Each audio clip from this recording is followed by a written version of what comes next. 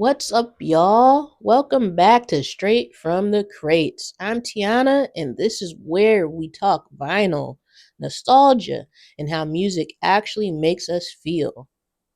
Today, I want to slow everything down just a bit. We're talking Erykah Badu's Baduizm, and specifically two tracks I think don't get enough credit for how uncomfortable they are: Rimshot and Certainly. This is not a diss. Hear me out. This is not any type of cancellation. This is about how art can hold tension, contradiction, and hard truths, especially for us women. So, Baduism is often framed as soulful, spiritual, jazzy, vibey, and it is. But underneath that incense smoke is a woman navigating desire, pressure, power, and boundaries. And when I listen now, especially as an adult woman, I hear something darker. Themes of unwanted attention, coercion, and the quiet ways women are taught to absorb harm. So let's just get right into it and start with Rimshot. On the surface, I'd say Rimshot is playful, flirtatious, even funny, but if you listen closer, the story isn't mutual desire, it's persistence. She says no, she sets boundaries, and is treated like a challenge. The man doesn't stop, he waits. He pressures her. He performs charm. He assumes access. And what stands out to me is how her resistance is framed as part of the game, not something to be respected.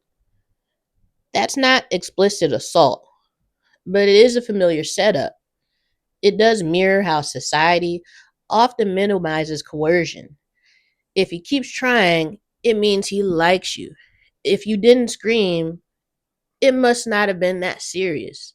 Like, this is where victim blaming starts, not after the harm, but before it.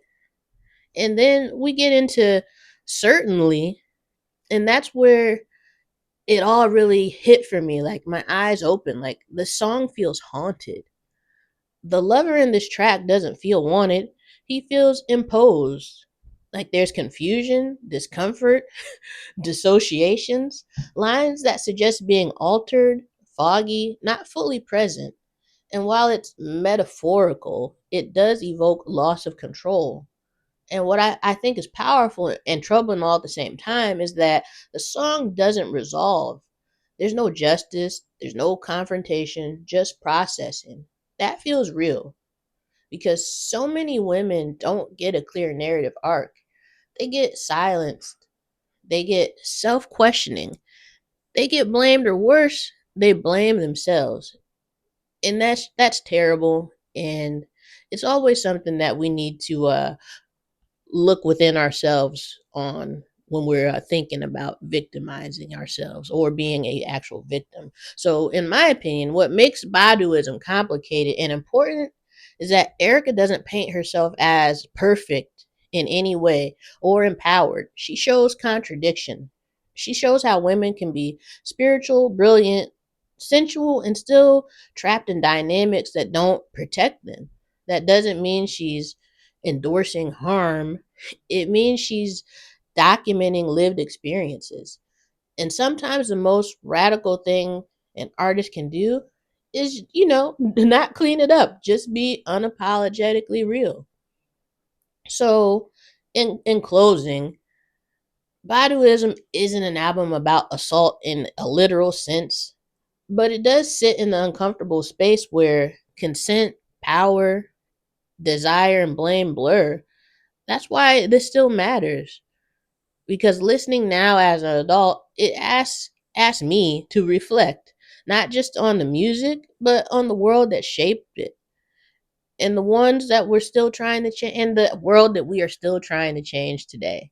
So that's my take, but I want to hear yours. So, do you hear these songs differently now, listening to it with adult ears? Do you think I'm reaching, or does this resonate with you? Drop it in the comments. Always remember to like, comment, and subscribe, and always keep listening deeper. This is straight from the crate.